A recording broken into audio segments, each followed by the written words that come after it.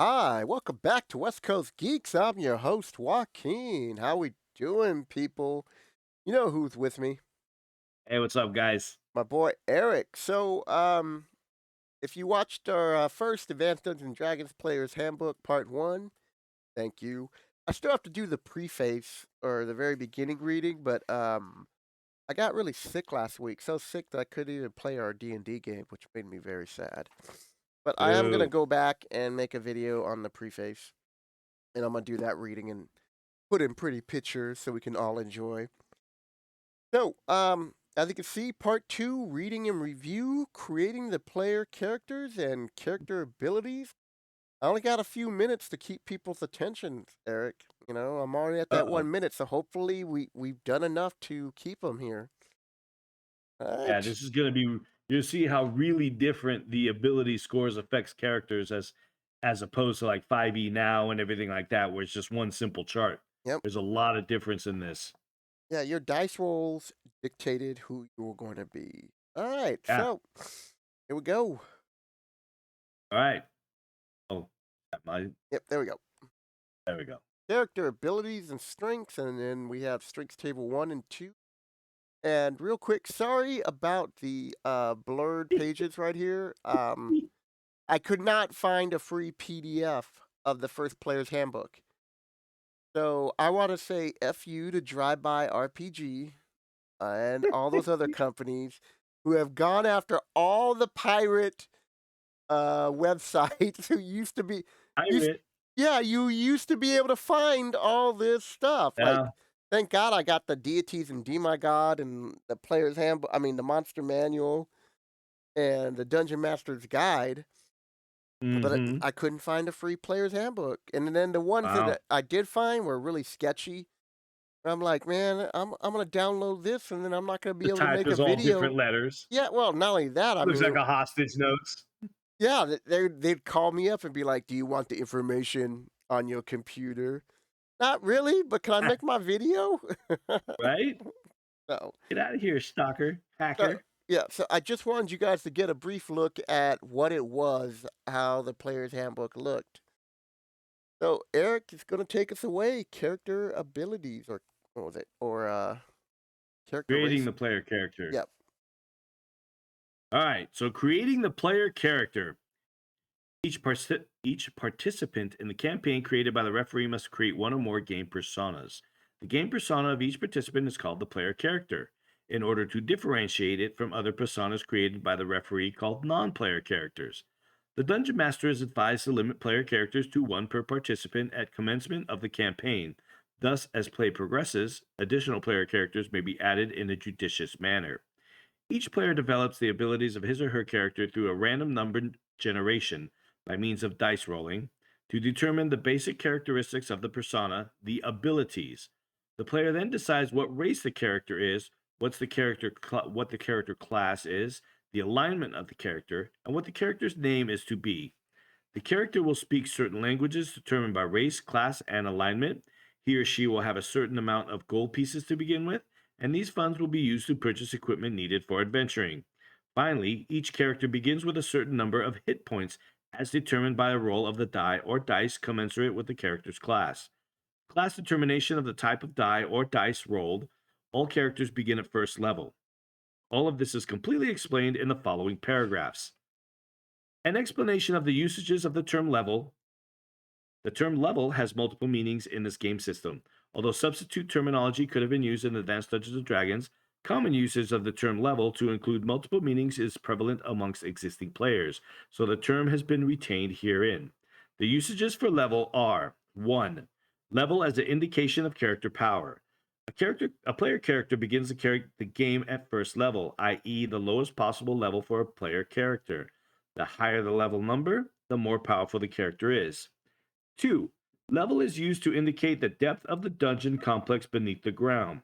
The first level of a dungeon is the first layer of the underground complex of tunnels, passages, rooms, chambers, and so forth. It is the first level beneath the ground. Beneath the first level is a second, below that, the third, fourth, fifth, etc. The higher the number, the lower the dungeon level, and the more hazardous its perils.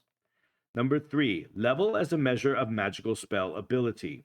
The magic spells available to some classes are graded by difficulty factor, which incidentally reflects the spell's effectiveness to some extent. First level spells are the basic ones available to beginning characters. They are generally the least powerful spells. Next come the second level spells, then come the third level spells, and so on. The highest level of any magic spell is ninth level, spells usable only by 18th level magic users. Lesser magic users can possibly employ such spells under certain circumstances, which are explained hereafter, but only at considerable risk. Level as a gauge of monsters' potential threat. Relatively weak creatures, monsters with few hit points, limited or non existent magical abilities, those which do little damage when attacking, and those which have weak or totally lack venom are grouped together and called first level monsters.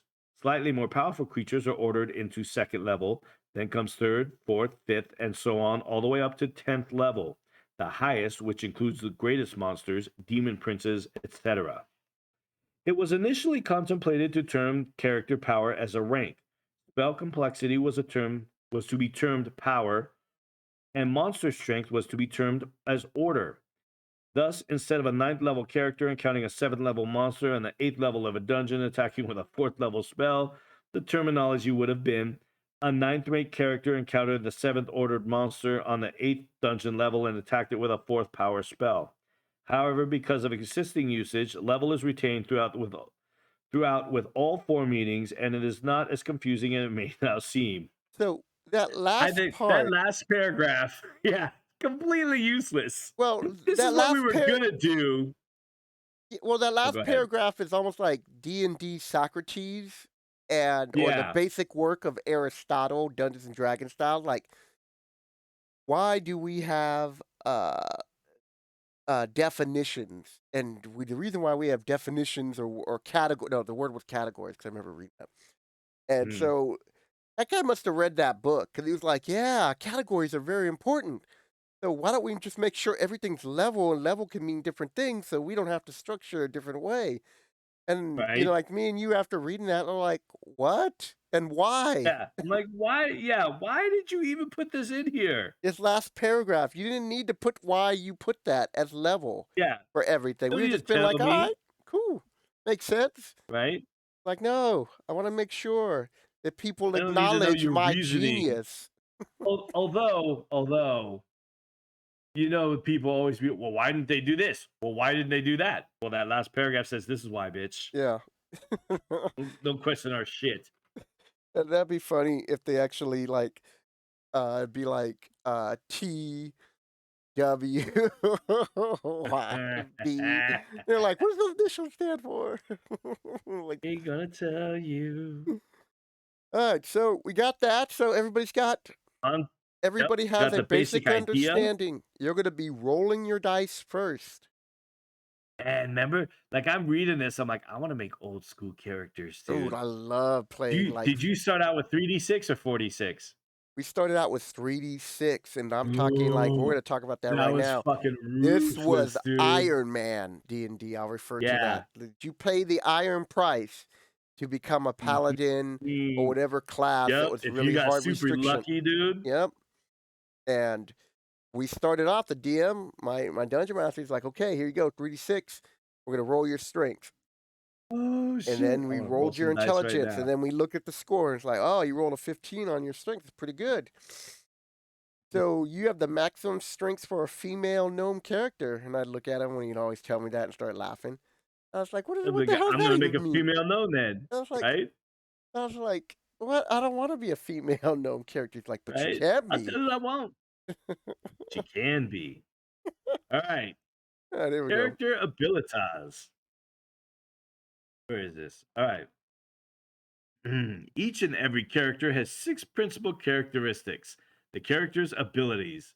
These abilities are strength, intelligence, wisdom, dexterity, constitution, and charisma. See Appendix 1, psionic ability. So that's a little tidbit for what comes at the end. Oh, all you people who watch Hey, the tuned, Monster folks. Manual videos, you all been waiting Yeah. for this. Now, Well, now you know what Demogorgon had, yeah, come back in about 4 or 5 months when we get to the very back right? of the book and talk about that.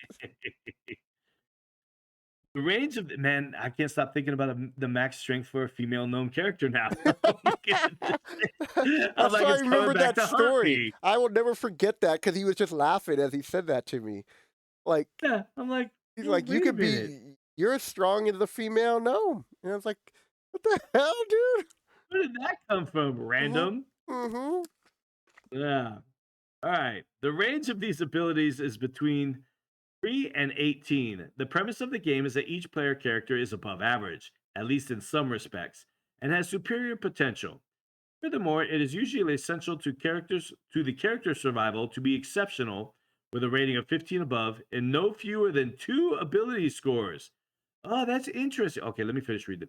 Each ability score is determined by random number generation. The referee has several methods of how this random number generation should be accomplished, suggested to him or her in the Dungeon Master's Guide. Again, referring to a book that isn't out yet. Yep. The dungeon master will inform you as to which method you may use to determine your character's abilities. The principal abilities are details as follows. Yeah, so Okay, so before we get off the strength, yeah. I find it interesting. I forgot about this that your character, characters should have at least 2 abilities of 15 or above. Now it sounded familiar for a reason because I think when I first started playing again, like outside, like away from my uncles, when I started playing with friends and that, like if you didn't have 2 ability scores in 15, then you could re-roll your character. Yeah, because what they were saying was, God, I just grabbed my Monster Man. I mean, I just grabbed my DM's guide. Dude, you're not gonna like this when they have to read the game and the dice and their Jeez, probability charts and all this yeah, crap. no, I feel like we're gonna oh, be like a, algebra again and going to sleep in class. But fucking they algebra. do give Give me like, time. I'm just thinking about it. yeah, they. I know. I've already lost everybody. Everybody's switched You off said, now. you said, I know. Good job, Joaquin. You said we had to keep him for the first couple minutes. Yeah, so You you said can continue. algebra, they all dropped. Yeah, all dropped. We got one person who loves math. Thank you. This There is are a like math four nerd. methods, so we're not going to go into that because we're going to stick to that. Yeah. But my DM taught me this way, and that's the way I played for a long time. You Hmm. rolled your stats first, and we went down, and there was no picking, and then we figured out what you could be. You know, maybe, Oh wow. yeah, So you didn't roll a set of 6 numbers uh, and then apply them to whatever stat you wanted. You said this is my strength roll, yeah. and that was We that. you went down the order. Oh, Strengths. Take three oh shit! three I remember that. That d6s. was rough.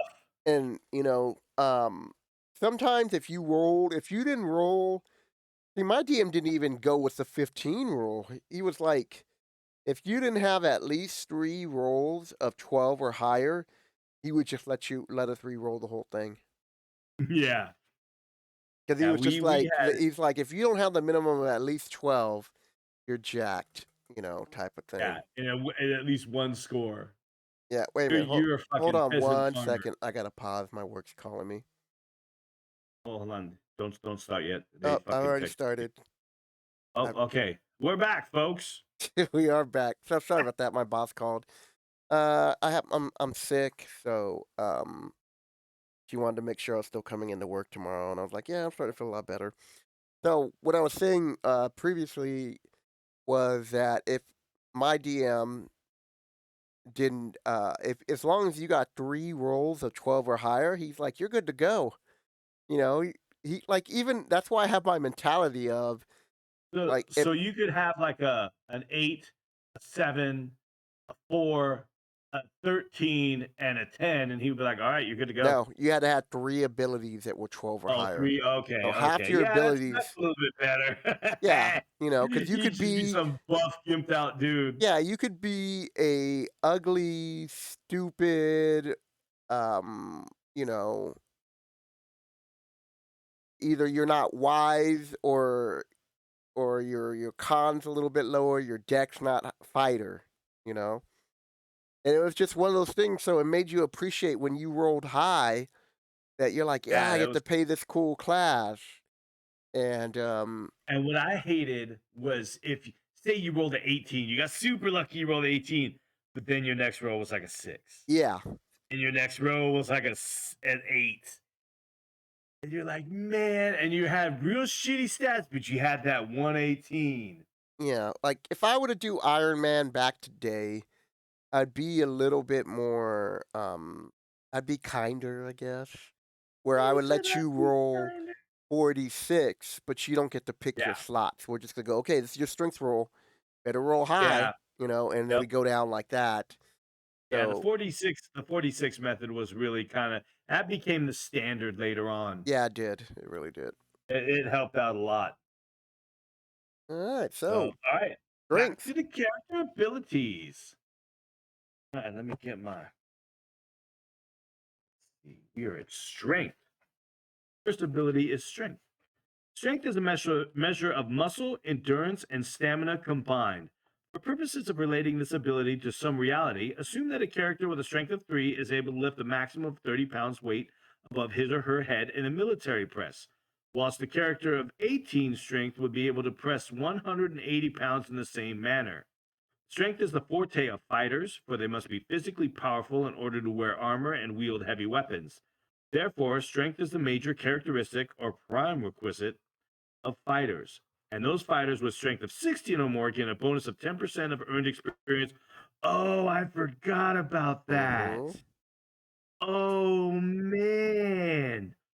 Those fighters with strength of 16 or more gain a bonus of 10% of earned experience, explained later. Furthermore, fighters with an 18 strength are entitled to roll percentile dice in order to generate a random number between 1 and 100 to determine exceptional strength. Exceptional strength increases hit probability and damage done when attacking, and it also increases the weight the character is able to carry without penalty for encumbrance, as well as increasing the character's ability to force open doors and similar portals. Oh, Ben bars. Yep. The table below gives complete information regarding the effects of strength. Note that only fighters are permitted to roll on the exceptional strength section of Strength Table 2 ability adjustments. Okay, so here we have strength table 1. This is basically a an ability score and general information regarding those ability scores. So I'm just going to read quickly down as we go each one that has a bit of information Yeah, tied to each notation. ability score. So at strength with a strength 5, here or lower the character can only be a magic user. Strength 6 is the minimum strength for a gnome, half orc, or halfling character. Look at halflings having a minimum strength. Yeah. Strength 8 is the minimum strength for a dwarf character. Strength 9 is the minimum strength for a fighter character. Strength 12, minimum strength for an assassin or paladin. Minimum strength for a ranger character is 13. Maximum strength for a female halfling character is 14. And Joaquin's favorite, 15, is the maximum strength possible for a female gnome character. It is also the minimum strength for a monk character. Yeah, Or you know, monk, he didn't emphasize that part, he just kept making fun. He's like, "Well, right? you could always I, play a I'm going to make a gnome." female gnome monk. How about that? Oh, you Yeah. couldn't make that back then. Strength 16 is the maximum strength possible for a female elf character. 17 is the maximum for a female dwarf or a female half elf or a male halfling character. I remember that. Male halflings couldn't have excessive strength or exceptional strength for fighters. 18 is the maximum strength possible for all non-fighter characters. 1801 to 1850 is the maximum strength possible for a female human or a male gnome. Mm. 1851 to 1875 is the maximum strength possible for a male elf or female half orc character. 1876 to 1890 is the maximum strength possible for a male half elf character. 1891 to 1899 was the maximum strength possible for a male dwarf or male half orc character. And 1800 was maximum human strength, also known as ogre strength. So, I I had, like, let's just say you rolled 18 over 00, and you were like a Mhm. dwarf or a half orc or whatever in the top echelons of being able to use 18 over 00. I would've just given it to you. I'd have been like, "Nope, you're a half orc, so you only get the 18 over 91 through 99 or 92, whatever the hell you rolled, Well, and if I remember you don't correctly, was get the 18 over 00, but I rolled Nope. double zeros. I know, And sucks I for guess your you. ass shouldn't be a half orc. Yep, You have to be a human. but I wanna be a half orc. Sorry, rule the Well, rules. those are rules, sucker. So So, much for the it's a guideline. I don't think, most GMs that I knew, really, when it came to these guidelines right here, were really loose with them. Yeah, So it all depended on the DM. mhm. But I have played in a couple of a campaign once where the guy was just strict about that, like, Yeah, following it rule per rule, and by so I was the like, book, "Oh, okay." right? So we as we move into table 2, there's a lot of different shit. There's a lot of bunch of shit going on in here. What Mhm. we'll do briefly is we'll go like the lowest ability score, which would be a 3. You subtracted 3 from your hit Oh probability, my minus 1 god. to damage. Huh? I was like, -3 to hit, dude. Oh, Yeah, Jesus. you suck, dude. Weight allowance is minus 350. Open doors, you can only bang open a door on a 1 out of 6. You know what, Open though? doors is You're rolling a D6, so, the odds aren't that that's bad. still an 18% chance. And then you had 0%. You cannot bend bars or lift gates. I said, get out of here, Yeah, you're not scrawny. having no Spider-Man moment where you're, like, lifting some building, that fell on you. Right? So between 4 and 5, your hit probability was at -2. Damage is still -1. Minus 250 for weight allowance. 1 on open doors, and you still ain't bending any bars. 6 to 7 is a -1 to the hit probability with no adjustment to damage. Minus 150 on weight allowance. Still opening that door on a 1, and you still ain't bending bars. Nope. 8 or 9 are normal all across. Open doors is on a 1 to 2, and you have a 1% chance to bend those bars. 10 to 11 is also normal all the way across with a 1 and 2 on open doors and a 2% chance to bend those bars. 12 to 13 is normal hit probability and damage adjustment. You have plus 100 to your weight allowance, 1 and 2 on the open doors, and you double your chances of bend bars to a 4%. 14 to 15 is normal probability to hit probability and damage, plus 200 to your weight allowance, and 1 to 2 for your open doors, and you're up now to 7% on your bend bars lift gates. Number 16, or a 16 for the ability, gives you your normal hit probability, a plus 1 to damage, plus 350 to your weight allowance. You are now opening doors 50% of the time for 1 through 3, and you've moved into double digits on a bend bar lift gate roll. 17 is plus 1 and plus 1 to damage and hit probability, plus 500 to weight allowance, 50% chance on opening doors with a 1 through 3, and a 13% chance to bend bars lift gates. Your 18 gives you a plus 1 to hit, plus 2 damage, plus 750 for your weight, 1 to 3 open doors, 16% damage for bent bars lift gates. 18 up to 1850 is plus 1 plus 3, plus 1000 weight, 1 to 3 open doors, 20% chance bend bars. 1851 to 57 is a plus 2 plus 3, plus 1250 on weight, 1 to 4 on opening doors, and a 25% chance to bend bars. 1876 to 1890 is a plus 2 plus 4, plus 1500 weight, 1 to 4 open doors, and a 30% chance to bend bars. 1899, 1891 to 1899 is a plus 2 plus 5, whew, plus Mhm. 2000 weight allowance, plus 1, or open doors is a 1 through 4 with a 1 with the asterisk. That 1 in parentheses, if I remember correctly, that was to open magically barred doors. Yeah, it says that, So you in had the a if you bottom. could roll a 1. Yeah, is that asterisk here? Yeah. Locked, Oh, barred, yeah. magically Doors are held, or locked, wizard barred, locked. magically held. Yeah. So now when you get into 1891, 1899, now you're busting open magically held stuff. And a 35% chance to bend bars. With the 1800 ogre strength, you are now plus 3 plus 6, plus 3000 weight allowance. A lot of Opening gold. doors on all but a 6, with a 36% chance to open up a held door, and a 40% to bend bars lift gates. The hit probability adjustments refer to the score generated by die rolls in melee combat. Subtraction from an addition to the number rolled is made according to the table as applicable. A full listing of combat tables appears in Dungeon Master's Guide. Damage adjustment likewise applies to melee combat. The damage done by scoring a successful hit on an opponent is adjusted downwards or upwards as applicable. Thus, if a hit would normally score d6 points of damage upon the opponent and the character's strength was only a 3, the actual damage would be reduced by 1 point. But on the other hand, if the attacker had 1800, the actual damage done would be adjusted upwards by 6 points, and possible damage would jump from 1d6 to 7 to 12 points. But that also meant that if you were super weakling, you could do 0 damage. You Yeah, just be as like, a DM, I'd be like, "You always do 1." I always guess you 1 I point. guess you Yeah. cut him with your fingernails, you scratch his face. You scratch them, you're like, eh. Weight allowance is given in number of gold pieces over and above the maximum normally stated for unencumbered movement.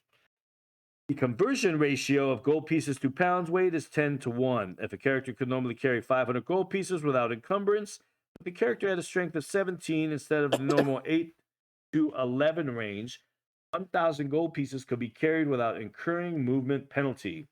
Open doors indicates the number of chances out of 6 which the character has opening as of opening a stuck or heavy door on that try. Successive attempts may be made, and no penalty with regard to damage to the character attempting to force open the door. But each such attempt requires time and makes considerable noise. So you could keep trying to bang open the same old door, but you're just going to attract more and more attention. Yep. Bend bars lift gates states that the percentage chance the character has of bending normal soft iron bars or lifting a vertical moving gate, such as a small portcullis or barring a passage. The attempt may be made but once, and if the score is required is not made, the character will never succeed in the task. Oh, Example: a character, yeah, you one chance and done. that's what Get I was out. gonna Next say. I person. was like, I thought there was a rule about one and done. Yeah, yep, one and done. Character with a 16 strength is trapped in a dead end passage and set by a set of iron bars, which drop down from the ceiling when a stone slab is stepped on and triggers the release of the gate.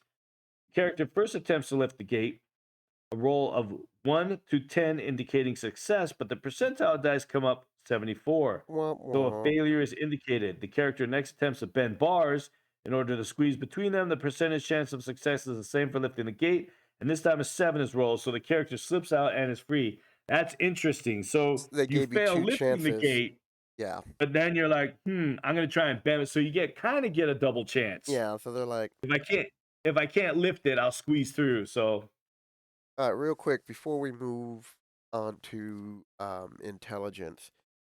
So uh when in the monster manual, I'll leave a link down to the video.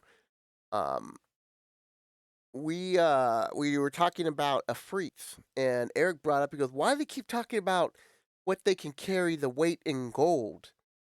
And yeah. I told Mm. this story about how I got this afrit to do my wishes.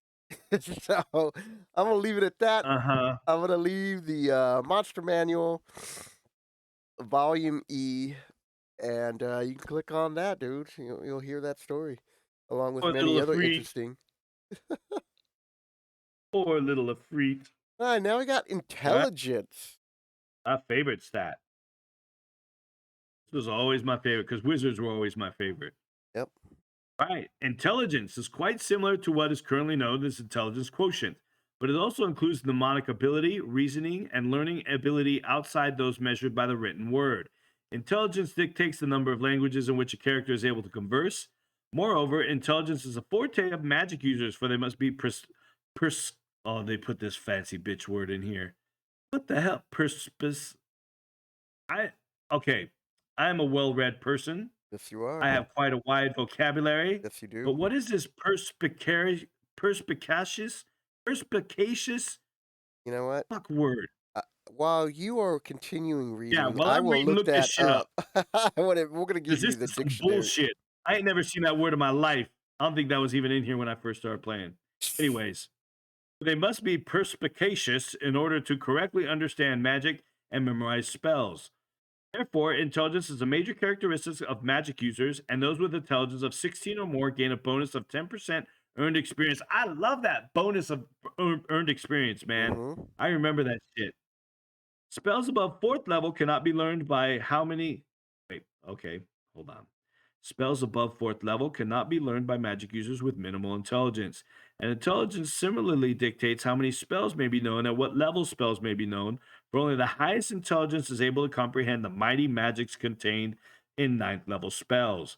The tables below allow ready assimilation of the effects of intelligence on all characters and with regards to magic users in particular.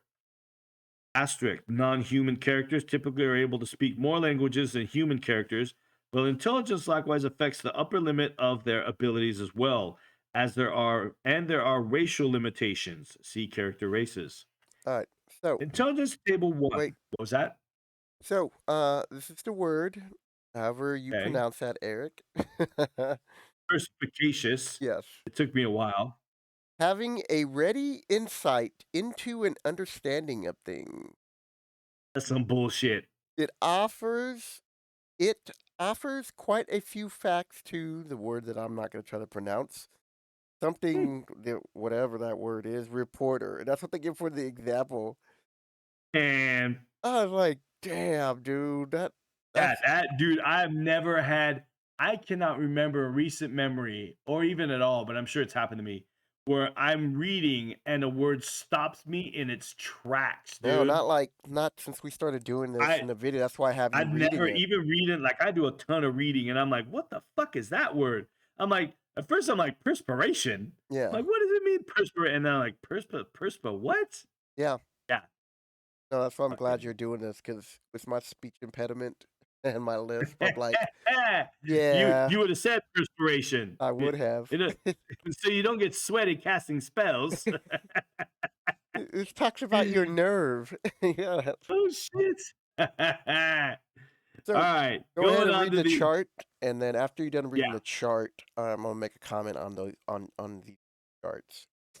Okay, so going with ability scores and information again, we have with an ability score of 4. That's the minimum intelligence for a half elf character, and no possible number of additional languages. I'll only add that into when you start getting them. Hmm? So at a 5, here or lower, the character can only be a fighter. 6 is the minimum intelligence for a halfling. 7 is the minimum intelligence for a gnome. 8 is the minimum intelligence for an elf character, and you gain one additional language. 9 is the minimum intelligence for a paladin or a magic user with one additional language. 10 is the minimum intelligence for use of fifth level magic spells, and you get two additional languages. Minimum intelligence for an assassin character is 11 with two additional um, language slots. You have 12 being the minimum intelligence for use of sixth level spells with three languages. 13 is the minimum intelligence for a ranger character with three languages. What the fuck? How's a ranger have a higher prime requisite? Same thing with an assassin. How's an assassin and the ranger going to have a higher intelligence requirement than Because a mage? when you get to the abilities and some of the stuff they can do, Yeah, but it just that's still, I required. don't know, man. Besides That's that, kind of 10 crazy. is like the minimum you have to be for a wizard to cast a fifth level spell I higher. thought it was 9. Yeah, 9 is the minimum for a magic user. No, no, I'm talking like for minimum for like fifth level or higher. So Yeah, 10 is fifth level or higher. Yeah. So everybody's learning them fourth level spells because they're like, oh, we're stupid. 14 is the minimum intelligence for use of seventh level, and then you get four languages. 15 minimum intelligence for an illusionist character. What? With four languages. 16 is the minimum intelligence for use of eighth level magic spells with five languages. 17 is the maximum intelligence for his dumb dumb half orc character, but he can still speak six languages. yep. And 18 is the minimum intelligence for use of ninth level magic spells, and you get seven languages. Now, for the ability for magic users, you have an ability score of 9. Your chance to know each listed spell is 35%. Minimum number of spells per level is 4, max 6. 10 to 12 is a 45% chance to know the spell with a minimum 5 and then that maximum of 7 per level. 13 to 14 is a 55% chance to know the spell, 6 with a minimum 6, maximum 9. 15 and 16 is a 65% chance to know the spell with a minimum 7, maximum of 11 spells per level. 17 is a 75%, minimum 8, max 14. 18 ability scores, 85%, minimum 9, max 18, and a 19 or more is a 95% chance to know the spell, minimum 10, with a maximum of every spell of that level. So Notes regarding. Oh, go ahead. yeah, that's why they had that animate that they had that picture at the bottom. You got somebody who's Yeah. obviously who's still learning, Um, and he doesn't have that much high intelligence, and then you have somebody who's, at least intelligence 15 to 18 blowing up stuff. And, yeah. every time you found a spell and Hmm. you wanted to learn it, you had to roll this percentage dice. Yep. If you And I want to describe it into your, if it was like, say, a magic user scroll, and you want to describe it into your spell book, you had to make that percentile roll. Yep, and they're gonna talk about that listed right there. And so, the reason why, um, you have all these, like, magical items and stuff to increase your levels in, like, the very beginning of D&D is because if you started off with a little bit below or average scores, this was your chance to bring it up because it's not Yeah. like what we're playing in 5th where, every 3 or 4 5 levels points. you get to, go up 2 scores. I think it's 2 scores, right? You can choose 2 scores, go up Mm, +1, or is it I think so. Yeah, you get your the 2 points. it's either 2 points or 1, but either way, you're guaranteed to get a point after so many Uh, levels. In 1st and 2nd edition, you didn't have that, and that nope, you concept were stuck. yeah, that concept was, like, just foreign, like, "What?" Because Mhm. you were supposed to be, as adventurers, going out into the world seeking well, not necessarily seeking danger, but putting yourself in dangerous situations to search for knowledge and power, you know? Mhm. And that was the whole point of D&D. It's like that's why your characters weren't farmers or whatever, you were adventurers because you wanted to have that life and to seek fame and All fortune. about that life. All about that life, man. Instead of thug like D&D life. Orc life. Excuse me. Alright, continue Alright, with so the notes. notes. Each and every magic user character must employ the table in order to determine which and how many of each group of spells by level he or she can learn. At first, only first level group of spells are checked. Successful level groups are checked only when the character reaches a level at which the appropriate group of spells is usable by her or him. Chance to know each listed spell pertains to the percentage chance the character has by reason of his or her intelligence to learn any given spell in the level group. The character may select spells desired in any order as he or she wishes. Oh. Each spell may be checked only once. Percentile dice are rolled, and if the number generated is equal to or less than the percentage chance to know, then the character can learn and thus know that spell. It may be in his or her spell books explained hereafter. So, example, a character with an intelligence of 12 desires to know a charmed person spell that he finds in a book or a scroll. Percentile dice are rolled, but the number generated is a 52, so that spell is not understood and cannot be used by that character. However, the paragraph below regarding minimum number of spells knowable. Wow, dude. So you know how you gain spells as you advance in level. If you say, "Oh, I want to learn this sleep spell," but then you rolled and you failed that percentage, you're like, "Well, I guess I don't get a spell this level." No, what That's it means messed you can't up. learn that spell. Oh, I They see. weren't So, they weren't that but was ruthless. that forever?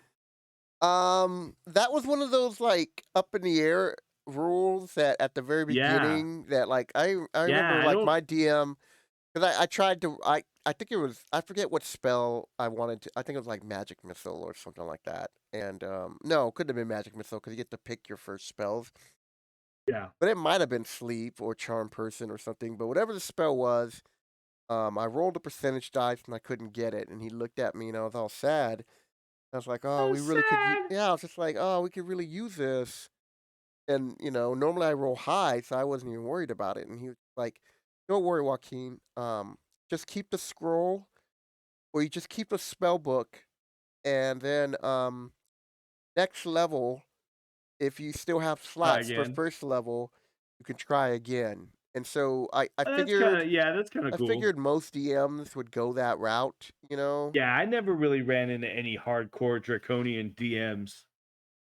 but I do like the fact that there are certain spells you wouldn't be able to learn, right? Right Yeah, off you'd the be like, "Fuck bat. off till next level." Yeah, till next level, get another chance, and then, Yep, by then you might have already filled up all those spell slots with different spells. yeah, So, it's just one of those things. yep. All right. Minimum number of spells per level states the fewest number of spells by level group a magic user can learn. If one complete check through the entire group fails to generate the minimum number applicable according to the intelligence score, the character may selectively go back through the group, checking each spell not able to be learned once again. Oh, okay. This process continues until the minimum number requirement has been fulfilled. This means then that certain spells, when located, can be learned, while certain other spells can never be learned, and the dice roll indicates which ones are in each category. Yeah. Wow. Example: the magic user mentioned above was unable to learn a charm person spell, also fails to meet the minimum number of spells that he or she can learn. The character then begins again on the list of first level spells, opts to see if this time charm person is able to be learned, rolls a 4, and has acquired the ability to learn the spell. If and when the character locates such a spell, he or she will be capable of learning it.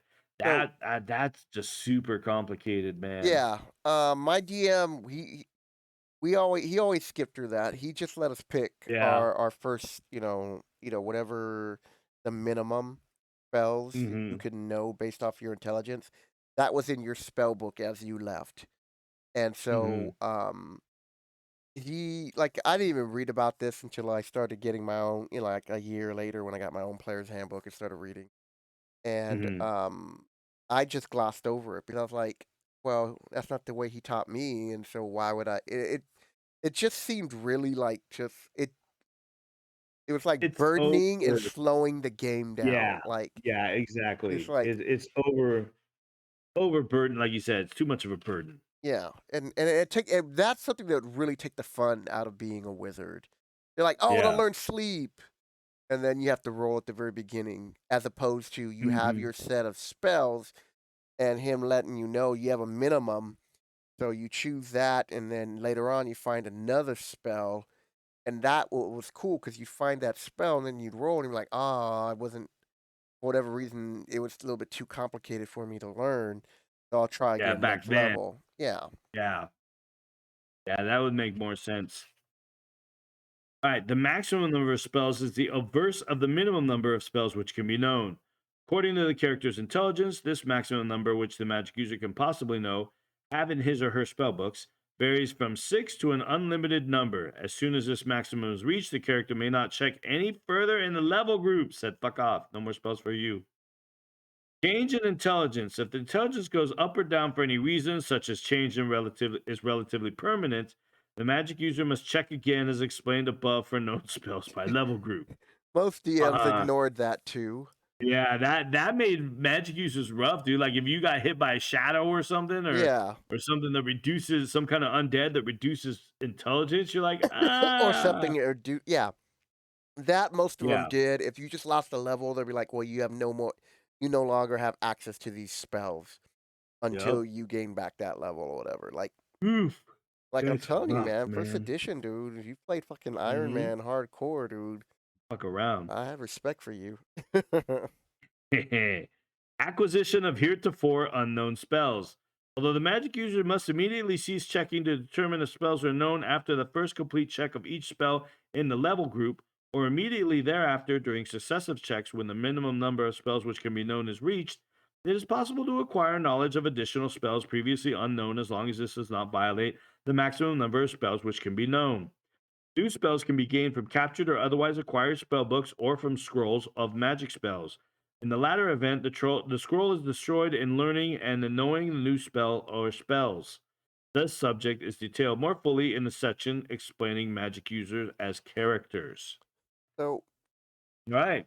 So before we yeah, go to magic users was difficult shit. yeah, so before we go on to the next stat, which is wisdom, um, you're seeing that the game was based off of limited choices And in some aspect, newer players might find that more rewarding and more challenging if they're looking to be challenged more Mhm. You playing couldn't have D&D. everything all at once. Yeah, to have stuff that you earn, to have, like, these truly gritty, D&D stories like me and Eric have, or Eric and I have, when we talk about 1st and 2nd edition, is because Mhm. once you start learning about how it was, you're like, "Oh, wow." So, unless you're fighting Tiamat, which we all know it's not Fuck that that tough bitch. anymore, right? When you start saying that, I took down um, a titan or a fire giant or any of these like really tough creatures. They You, were hardcore, man. they It was was hard hard. to do. Yeah, like I fought and we killed mind flayers at level 5. You're like, whoa, really? How many people Yeah, died? And you'd be like, all one, of them. like one. One permadead. Yeah, and it was just like it just happened. Your character died, and you gathered much gold to go re-resurrect it or resurrect that person, or they'd start a Yep. new character. You Yeah, know? and I mean, it started with the ability rolls. Like you had to roll, man. There wasn't no, oh, I'm gonna point by this. I'm gonna with even with the point by system, your minimum is 8. Yeah. So So you weren't getting anything lower than an 8. You weren't getting a 4 dexterity and getting a fucking negative 3 to your armor class, you know? yeah, no, it's just like it's just one of those things where if you like to play random, right, then you'll enjoy playing, the OSR type of Dungeons and Mhm. Dragons, like second edition, because second edition came in and cleaned up a lot of this stuff on first edition. So, Yeah. Yeah, 2nd edition kept some of it, but a lot of the minutia was kinda swept under the rug with 2nd like edition. some of these draconian rules, dude. I was Yeah, no like, shit. especially with Oh, intelligence and the just mages. wait till we get to Thaco and fucking dexterity and all that shit. I was just like, man, it's bad There was no enough dump stats. you only get one spell prepared per day, and then you gotta go through all this other BS stuff. And then guess what? You can't learn that spell because 'cause you're a dummy. Yeah, or you just roll bad, and your Yeah. DM's Joaquin, and he laughs, and he goes, "Well, I guess you don't learn that spell." Guess you can't have that Chiron. Yeah.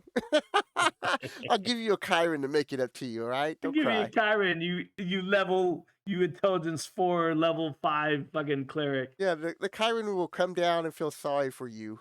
He noticed that you were struggling trying to, And what one lone tear flows from the Chiron eye. Oh shit. so All the right, we gotta get going. We've yeah, only got anybody two who abilities. read Go that, who gets the Chiron reference, thank you for that, Monster because Manual K. Monster Manual came, and we also got a separate video on it. So I gotta put actually, Yeah. I'm gonna put a whole bunch of links in this video. Alright, let's Nice. move on. Wisdom. All right. Wisdom. Wisdom is a composite term for the character's enlightenment, judgment, wile, willpower, and to a certain extent, intuitiveness. It has a certain effect on saving throws against some magical attack modes. It is of utmost importance to clerics, their major characteristics, and those with wisdom of 16 or higher get the glorious 10% additional earned XP. Furthermore, clerics with an exceptional wisdom, which is 16 or greater, also gain bonus spells over and above the number they are normally able to use. The two tables which follow detail the information pertaining to the effects of wisdom. With a meager ability score of 3 in wisdom, you have a -3 to your magical attack adjustments, basically You're effed. your magical attack roll. A 4 gives you a -2. A 5, here or lower, the character can only be a thief, and you get a -1 to your magical attack. 6 is a -1. 7 is a -1. 8, you break even.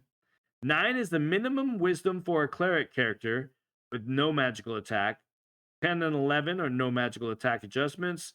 12 is a minimum wisdom for a druid character, no magical attack adjustment. Minimum wisdom for a paladin or a multi-classed half-elven cleric character is a 13. Here we go into the multi-classes. Yep. 14 is a maximum wisdom for a half-orc character. Can only be And the so minimum wise. wisdom, huh? I said you can only be so wise being a half orc. Only by so wise when you follow Orc and Mork. Minimum wisdom for a ranger character is also 14. 15 is the minimum wisdom for a monk character, and the first time you get in a magical attack adjustment at a +1. 16 gives you a +2 magical attack. 17 is the maximum wisdom for a halfling character because those fuckers like to eat and smoke their pipe weed. Yep. And a minimum wisdom for use of 6 level spells, and that's when you get a +3 to your magical attack. Those were So they, stacked when you got your ability scores up high. yeah. Yep. 18 is the minimum wisdom for use of 7 level spells, and you get a +4 to your magical attack adjustment. These adjustments apply to the saving throw of the character in question, the penalty for low wisdom, or the bonus for high wisdom, being used to alter the result of the die accordingly. The adjustment applies only to mental attack forms involving will force, i.e., beguiling, charm, fear, hypnosis, illusion, magic, jarring, mass charm, phantasmal forces, possession, rulership, suggestion, telepathic attack, etc. I like how it names like a dozen different spells and then it just says etc. Like we Yeah. don't want to name them all now. Now that we named 12 of them, Yeah. shit. And your wisdom table 2, the adjustment for clerics. At ability score of 9, there is no spell bonus. Your percentage chance for failure is 20%. Every time So you if you cast a have the spell. minimum of a 9, you're like, I'm gonna cast heal wound. Roll for that spell failure, son. Yep. Yep. You Yep. rolled anything under a 20, guess what? Your fighter's going down. Yep. Yep. 9, that's a 9. 10 is a 15% chance of spell failure. 11 is a 10%. 12 is 5% chance. At 13, you get one first level spell for your bonus and no chance of spell failure further on above 13. 14, you get another additional first level spell. 15 is a second level spell. 16 is a second level spell. 17 is a third level spell. And 18 is a fourth level additional spell. Spell Nice. bonus indicates the number of additional spells a cleric is entitled to according to wisdom ability score. Note that these spells are only available when the cleric is entitled to spells of the applicable level. Bonus spells are cumulative, so a cleric with 14 wisdom is entitled to 2 first level bonus spells. One with 15 has 2 first and 1 second level bonus spells, etc. That's actually pretty cool. That's actually you get a lot more spells with a higher. Ah, I forgot about that. I Yep. didn't run too many clerics, even though I do like clerics. I like that. Chance of spell failure states the percentage chance of failure clerics with low wisdom risk when casting spells. To determine if a spell fails, percentile dice are rolled, and if the number generated is equal to or less than the number shown for the failure, the spell is expended and has absolutely no effect whatsoever. For additional information regarding clerics, see the section pertaining to clerics as characters given hereafter in character classes. Dexterity. I love how all the wizards have like robes and tall caps with stars and moons on them. Yep. And this monkey's chilling over here on a desk. He's like, "Oh, I'm just eating bananas," and then there's bananas on the floor. And this spider's Because like, "Whoops!" yep. Have a low dex, people. Right? Dexterity encompasses a number of physical attributes, including hand-eye coordination, agility, reflexes, precision, balance, and speed of movement. High dexterity indicates superiority in all of the above attributes, while low dexterity might well indicate that one of these attributes is actually superior, but that the others are very poor. Dexterity affects all characters with regard to initiative and attack, the projection of missiles from hand or other means, and in defensive measures. Dexterity is the major characteristics of the thief class of character, and it affects their professional activities, such as picking pockets, opening locks, and so forth accordingly. These with a dexterity ability score of 16 or more gain a bonus of 10% earned experience. The two tables which follow outline the effects of dexterity on characters. At a 3, your reaction attack adjustment is at -3. So that I believe that was initiative, wasn't it? Yep. If I remember correctly. So yeah, if your ability score is a 3, you're getting a -3 to your initiative. Your defensive adjustment is +4. At an ability score of 4, the reaction is -2, defense adjustment +3. At a 5, here or lower, the character can only be a cleric. You Now, still get reaction real quick, adjustment of this minus. Oh, this went oh, to yeah. Daco. So if you were adding to your Yeah. armor class, that was bad. Like It Yeah. basically started off, and we're gonna get into that, the DM's guide, but with like a 0, and then if you Hmm. the higher number you went up from 0 to 10 was bad. The lower Yeah. number from 0 to -10 was good. So for those Yeah. It's people actually like the +4, reverse. the defense, that sounds pretty good. Oh, that's it. Plus 40 your THAC0. Yep. Uh, All right. So 6 is a minimum dexterity for a half health or magic user with no reaction adjustment and a +1 to THAC0 or defensive. 7 is the minimum dexterity for an elf, no adjustment. 8 is minimum dexterity for a halfling with no adjustment. Minimum dexterity for a thief character is 9. 10 and 11 are no minimums, no maximum, no adjustments, no modifiers. 12 is the minimum dexterity for an assassin. 13 is nothing either way. 14 is the max dexterity for a half orc with no adjustments. 15 is a minimum dex for a monk character, and you get a -1 to your THAC0 there. 16 is a minimum dexterity for an illusion. What? What? 16 is a minimum dexterity for an illusion with a +1 to your initiative and a -2 to your THAC0. yeah. Maximum dexterity for a dwarf was a 17 with a +2 reaction and a -3 your defensive adjustment, and an 18 was a +3 reaction, -4 defense. Wow. I So forgot about the so requirements for an before you start illusionist. reading the notes and going into the dex table, there is a reason why you had all these minimum requirements on certain characters. Is because when you get into playing a certain classes, some of these classes started out with a lot of abilities within the first Yeah, 3 phantasmal levels. force for illusionists. Yeah, like they're they had some cool abilities, especially the ranger and the monk, Yep. um, paladin. That's why they had such high requirements on a few stats. So it was just one of those things. Like if you rolled high enough, you get to play these other characters. If not, most people ended up just You're stuck with playing. your lowly basic ass bitch fighter. Yeah, it was either fighter, cleric, magic user, or Thief. a thief. Yep. And then, Yep. Those were your basic four. yep. And then after that, as you moved up on your skills, it was like druids and rangers and monks and But yeah, paladins. because those were more of like a not quite a multi-class, but just more abilities. Yeah, subclass. We yeah, combining different abilities from different classes into one class. All right. So the regarding notes of table one, reaction and attacking adjustment is a penalty or bonus for both surprise situation and missile combat attacks. Oh, so it's not initiative. Interesting. Oh wow, I thought it Surprise, was. bitches. Yeah, me too. Defensive Wait a minute. adjustment It says refers for to both surprise situations, that's initiative. no, surprise is different from initiative. Initiative is just attack order. Surprise is if like to see if like a party of goblins that were hiding in the cave jump out and surprise you, you have a modifier of -3 Oh, that's right. We for your won't be getting chance into to any of that until the DM's yeah. guide. I forgot about all that. Yeah, no shoot. Yeah, we got about another 9 months for that shit, Yeah, next year, people. right? Yeah, the Christmas edition. It's like I'm not joking. Next year we'll be doing the DM's guide.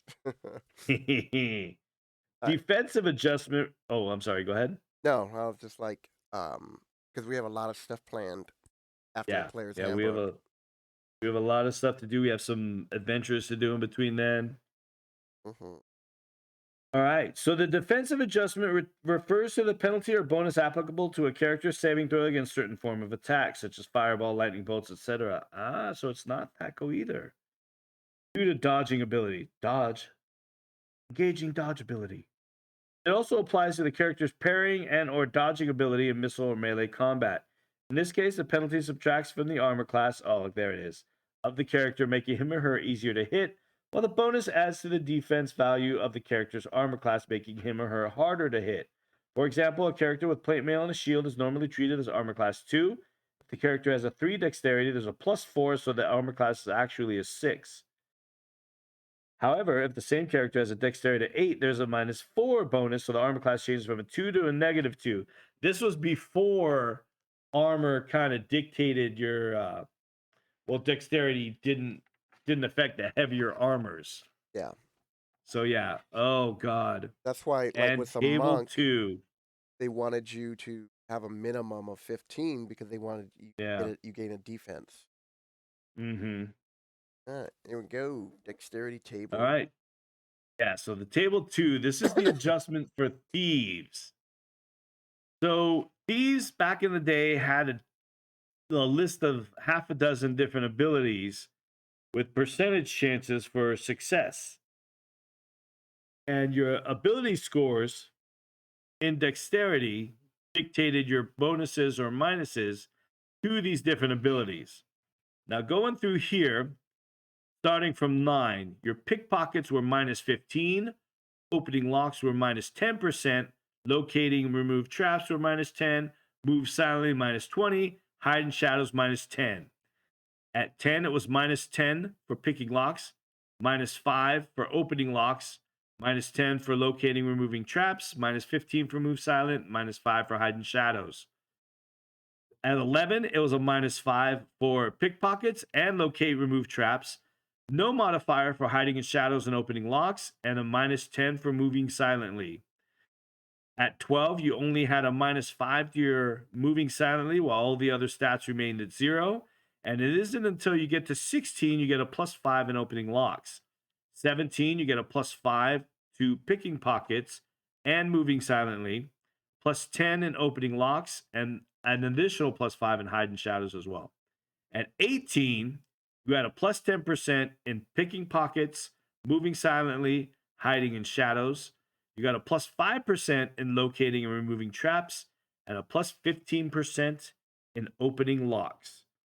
All penalty or bonus for categories are fully detailed under character class thieves. The penalties and bonuses are applied to the base chances of each named category. Racial adjustments for dwarves, elves, etc. are additional pluses. Man, this makes me want to make a first edition character. All right. So Constitution. Constitution is a term which encompasses the character's physique, fitness, health, and resistance. Since Constitution affects the character's hit dice and chances of surviving such great system shocks as being changed by magic spell, ooh, polymorph bitches, resurrected from the dead, it is of considerable importance to all classes. Constitution scores of above a certain number are necessary for becoming certain subclasses of characters. Effects of constitutions are given on the table below. It is of utmost importance to understand that the character's initial constitution score is also the maximum number of times a character can be raised from the dead or resurrected. Ooh. And that each such revivification reduces the character's constitution score by 1. I Yes, forgot that shit, dude. that was hardcore. Ooh, yeah, you had 17 con, you're like, yeah, bitches. All of a sudden, the dragon steps on you, you get resurrected, you're down to 16, you're like, what? Now, I don't remember if that would affect your hit point adjustment, like retroactively or not. No, unless it says so. I think probably just going forward, it would Yeah, alter it. yeah. All right. Yeah, wow, that's Oh, no, crazy. it does address it. Go ahead. Yeah, although a character's constitution can be restored to its former score or even raised above this number by magical means, this in no way alters the initial score limitation, nor does magical change in constitution restore the character's additional chances for revivification. Thus, if a character has an initial constitution of 50, he or she can never be brought back to life by a raise dead or resurrect spell more than 15 times. Ah. Note that a rod of resurrection is considered the same as a spell of the sort. The 16th death is final and irrevocable without use of some other magical means such as a wish. So yeah, you can start out with a 15 and end up with a 20 along the way, but you ain't coming back more than 15 times. First of all, you get killed 15 times and you get resurrected 15 times. It's time to fucking call it quits. Your ass is going out to No, pasture. that's like a long campaign, and That's a fucking hardcore campaign. you just refuse to make a new character. Yeah, you're like, fuck you. Yep. Back in my day, we didn't quit with only 2 legs. And it'll be like, no, I died. No. You guys have to get all the gold and get me resurrected. We're tired of resurrecting you. No, we're not gonna do it There's a this little time. scrap of paper in my pouch Yep. that tells you where my treasure is. Dig Yep. that up and give it to my next character. Because that would remember be remember that shit? that would be very interesting, because the DM would be like, "Okay, you died," and I played in groups with friends who were, like, hardcore to each other, like, the moment this player character died and you had all these cool magical items, they divvied it up. They fucking mobbed them, yeah. Yeah, they robbed him, and he was just like, "Well, are You're you're gonna give me back my stuff when you resurrect me?" And he's like, "No, we're not leaving you resurrecting you, here, bitch. and when you roll a new character, we're just gonna meet up with you." Yeah. Oh, man, that was Oh, brutal, dude. dude, I'm telling you, players were ruthless back in the day, dude. Yeah, I was just like, like, nowadays, a DM would, like, really frown upon that. They'd be like, "Hey, man, obviously, he wants to continue to play his Well, I don't character." know. I mean, if the party was like if my party, if somebody died and the party was like, I don't think my party would do it, but if the party was like, yeah, we're just gonna divvy his shit, and then somebody came in with a new character and they kept the other guy's shit, I'm like, Yeah, but what if the that's on you character guys. objects to it? Like, "No, I want you guys to resurrect me and don't take my stuff." Well, that's the player. That's not the character. Character's dead. That's what I'm saying. So it's just one of those Yeah, situations that that's a OOC decision that's out what of character. yeah, but that's what I'm saying, like, But see, I've and been in this those is okay. situations We're and gonna get on a little side note here for a second, and we could put a pin in it for later because I think it's actually kind of interesting on how different DMs handle the situation. But I have a problem with my players sometimes not having a cohesive reason for them being together. You know what yeah, I'm saying? we Like, definitely why got is your party together? What you know what? draws your We'll characters to work together? we'll create a session 0. This is why we're not doing a Yeah, DM's guide till next year. Every time we yeah. do a That video, I we think add would be a 3 good more little. videos to the slot. Alright. Mm-hmm. Alright, so let's All right, do let's get back to constitution table. Constitution. Back to the Constitution. All right. So ability score of 3, you're shit. Just go home. My Hit point god. adjusted is minus fucking 2. So you're a magic user. You roll a 3 for Constitution. Your hit points, first of all, I'm jumping ahead, is only a D4. Spoiler alert. Yeah. So you get a D4 per level. Your hit point adjusted is minus 2. So there are chances where you may not get any hit points going into the next level. Yeah, because 'cause you're always gonna gain a minimum of 1. Yeah. Oh, okay. Is it If you always a have a minimum DM one? that's not If you being have a y dick DM, yeah. Like, even if, even even what I even would 14-year-old Joaquin wouldn't do that no, to you. I didn't. I would just be like, "Well, you rolled a 1, dude. But you Gain mocked 1 the level." shit out of some Kyron riding motherfuckers. You guys have to watch I'm that sorry, I video. keep beating that dead horse, man. The dead Or Kyron. that dead Kyron.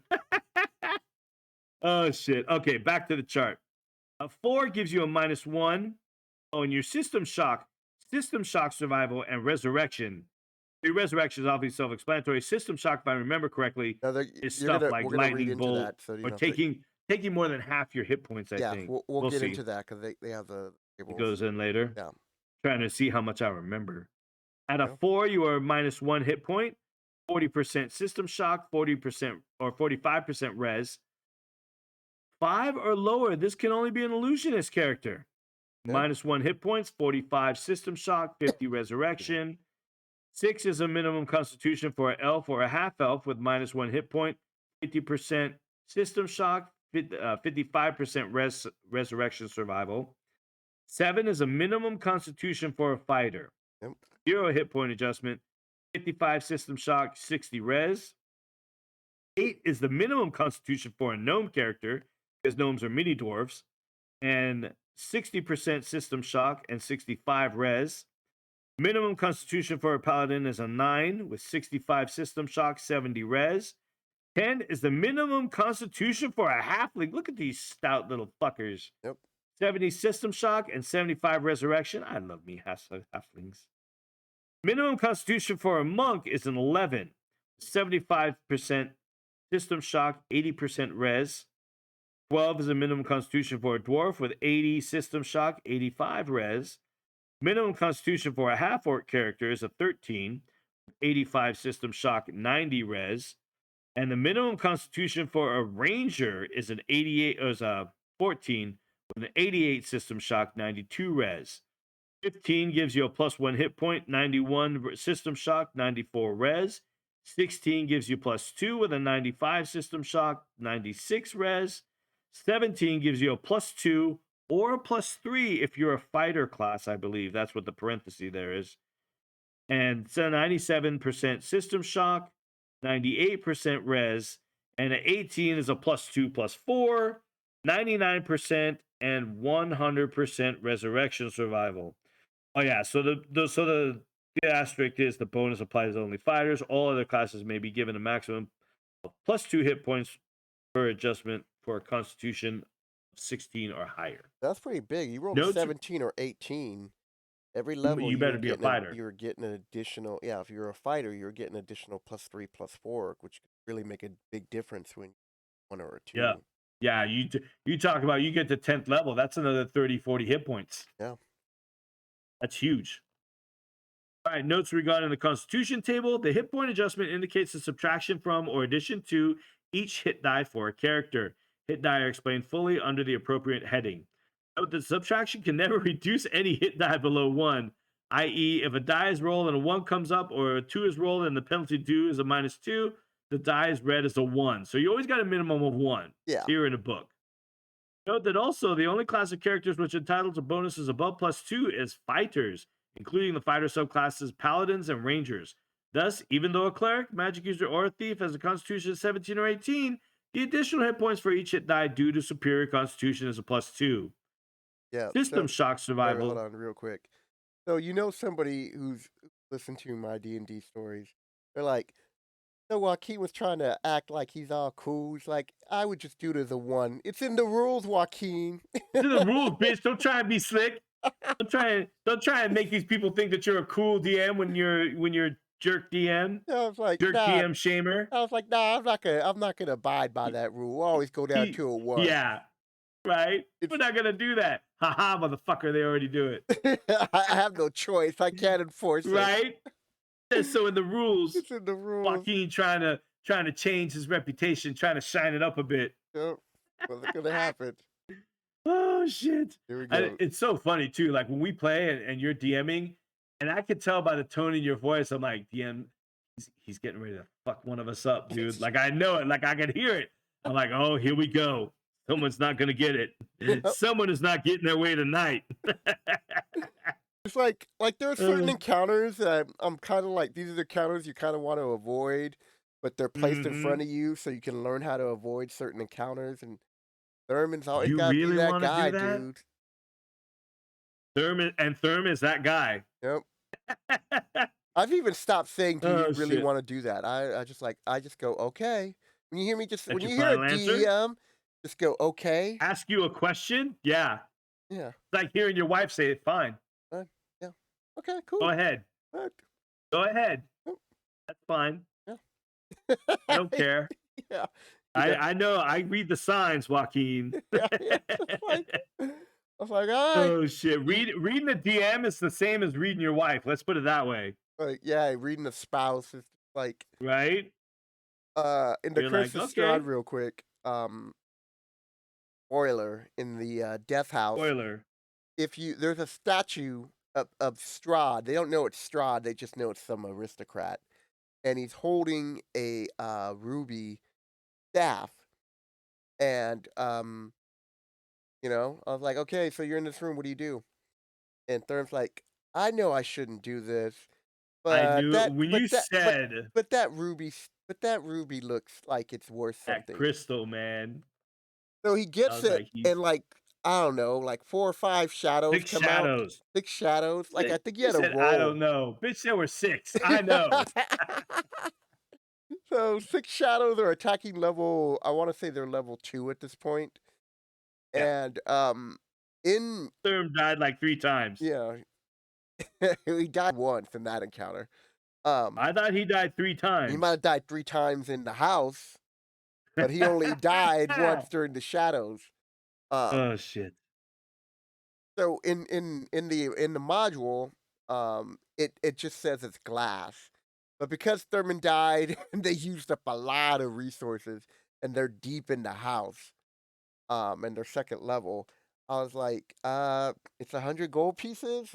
I think I did only 100. I should have probably did it Yeah. more, but yeah. So, Yeah, man. Ooh, I knew that was coming. alright, All next. right, so system shock survival states the percentage chance a character has of surviving the following forms of magical attacks or simple application of the magic: aging, petrification, including flesh to stone, polymorph any object, polymorph others. Example: the wicked necromancer polymorphs others. Polymorph other his hirelings into a giant rock with the rather foolish agreement of the changee. The hireling must make a saving throw based on his constitution score on the table above. Assuming he survives, a further save would have to be made if he was again polymorphed or dispelled back to its original form. So check this shit out. Not only do you have to make it to survive to be polymorph, but if then somebody on this other side was like dispel magic, now you got to make it again. Yeah, so, one way of killing high level creatures was to polymorph them into rabbits and stuff like that and, trying to step Yeah, on yeah. them. And then, the other part was just Step letting on a them. rabbit. You got Yeah, to be a cruel motherfucker to step on a rabbit. yep, and then the other part was you would take that chance that, even though they have a high constitution, those high level monsters, there's always that chance they would fail when Yep, they roll that double reverted zero, back. son. So, Yeah, oof, right? players do creative things. Yeah. Saving throw Resurrection. must be equal. What was that? Oh, it's like resurrection. Right, resurrection. Resurrection survival shows a percentage chance of the character having being has of being successfully raised from the dead or resurrected by a cleric. The score of the percentile dice must be equal to or less than the number shown on the table. Or the character fails to be revivified and is completely and totally dead forever. Dun dun dun. Save or die, bitches. That's why you got that picture Remember right that a there. character. What was that? That's why you got the picture in the bottom for praying. I know. I like that picture. Oh, he's all buried in his armor. It's like, yeah, well, you ain't being buried in that plate mail, that full plate armor, son. Those priests are taking that shit and giving it to their high cleric of Saint Cuthbert. The score of the percentile dice must be equal to or less than the number shown on the table. The character dies completely, totally dead forever. Remember that a character can never be raised from the dead, resurrected a total number of times in excess of the character's initial constitution score. So, And last but not least, before we move on to charisma, that's the mhm, reason why your initial constitution yeah, score was the amount of times you could be resurrected because you could build it up to 18 and then in theory be like, well, um, I'm always resurrected and I live forever. yep. So they were like, no, no, no, you need more powerful Oh, magic than that. All right, here we yeah, go. only a Last number part. 18 times. But like I said, Charisma. if you're getting killed 18 times, dude, Yeah. it's time to hang it up. You're going to the old adventuring home. All right.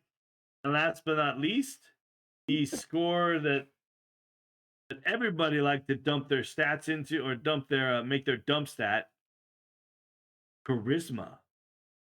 Charisma is the measure of the character's combined physical attractiveness, persuasiveness, and personal magnetism. A generally non beautiful character can have a very high charisma due to strong measures of the other two aspects of charisma. It is important to all characters as it has an effect on dealing with others, principally non player characters, mercenary hirelings, your favorite, prospective retainers, also your favorite, and monsters. It absolutely dictates the total number of henchmen a character is able to retain. It affects loyalty of all hirelings and retainers. It is the key to leadership. Following table expresses the facts regarding the charisma scores. Let's see, where is this? Oh, maximum number of henchmen. Okay, there we go.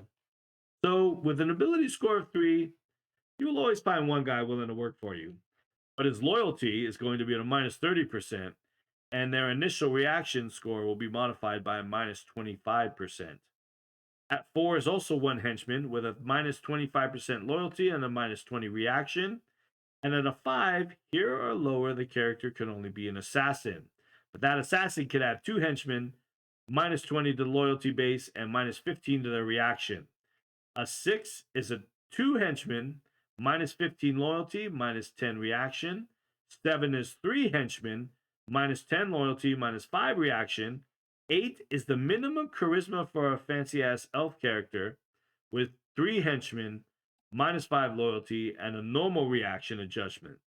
9 is 4 henchmen with normal in both loyalty and reaction. 10 is 4 with the same. 11 is 4 with no adjustment.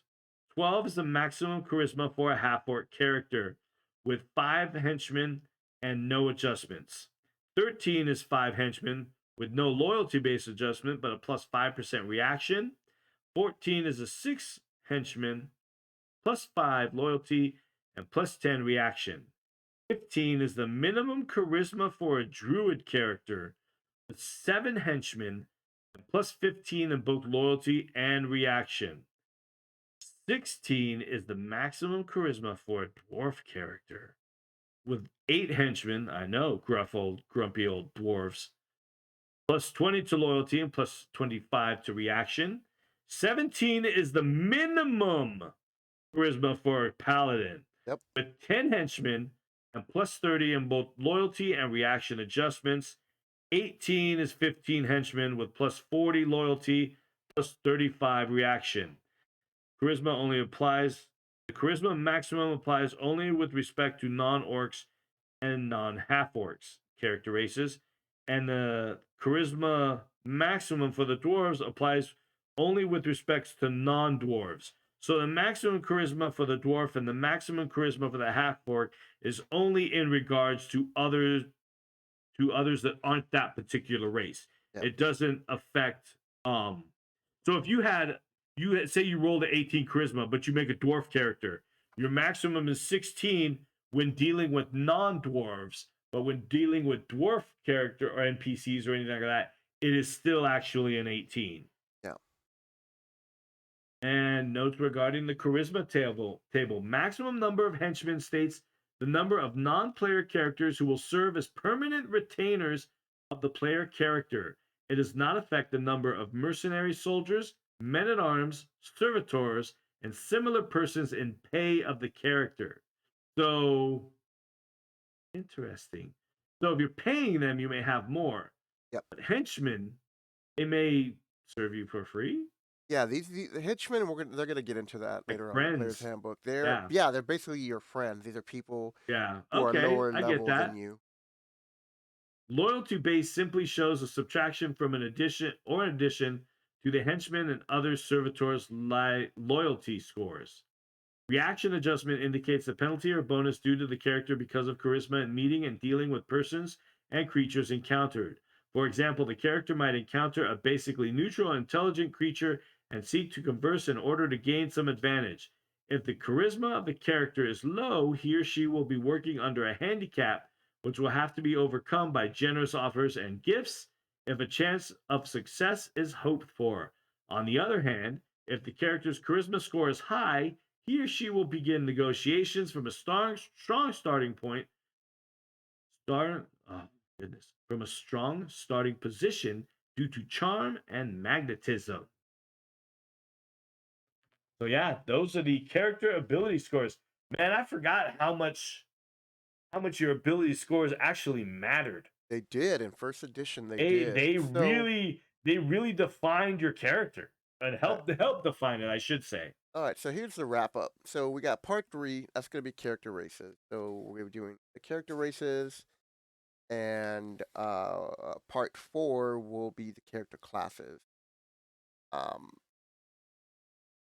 as I was playing with my friends, what I would end up doing sometimes they just were like, I haven't high rolled high enough to play a paladin or a druid or a monk, and I want to play that. So what I would end Uh-huh. up doing is letting them roll down all their stats, and then whatever their minimum stats were that they didn't make it to, I just raised it. You know, That's pretty cool. or I would let them switch the stats around to um make the minimum requirements. And I So they usually had like did a that if they 17 rolled wisdom. really well. like they had some like 16 to 18s in some other key areas. They're like, "Oh, I want to play the paladin," and I'm looking at them and I'm like, "No, I'm gonna boost up your charisma and I'm gonna boost up this for free." They're like, "You Uh-huh. said." I'm like, "No, no, no, no, no, no, no." That's when I did the other rule where I just said, "Okay, let's Yeah. just switch around your scores," and they'd be like, "Oh, like you damn cheaters!" Like, can't like let you game the system that much. I'm helping you out, dude. Right, I know, yeah, there's always those characters be like, "Oh, well, you let me do it last time." Well, last time you had 3 fours that you rolled. Yeah. Oh, damn. All right, so Dallas is Yeah, already gonna be upset. We're at an hour and 25 minutes. Um, yeah, that I knew that was gonna be a long one, man. There was these a lot of videos, reading. these videos are just gonna be long, especially, Yeah, and we're only knocking out 6 pages at a time, and you know, we're giving you also our review, so it's one of those things where it's a good video to like listen to while you're going to work in right? pieces type of Who thing. the hell has an hour and a half commute? I feel sorry for you. Yeah. Sorry you have to listen to us. Yeah. So if you made it this far, definitely give us a like. And if you're new to the channel, hello, thanks for stopping by, subscribe, and know that every Friday we'll be putting out a new D&D video on the subject at hand. Right now we're doing the Player's Handbook. We're also working on a Dragon Magazine article, which will be Taverns and Inns. We're working on Lord Sloth, and then we're going to go back to the Dragonlance campaign to finish up what we wanted to finish up with that. For those of you who like us, who invested and bought the book, can get some tips to help you improve your campaign. So with that, Eric, any Yeah. last comments? No, I'm looking forward to getting into the races. I like that was my favorite part of the player's handbook. It's really cool. I like the man. You want to play? I'm gonna roll a first edition character tonight. I know, I was thinking the same thing. I'm I gonna was- I'm gonna roll his gold and buy his equipment. Oh yeah, yeah, it should be good. All right, with that, people, we'll catch you later. See you guys.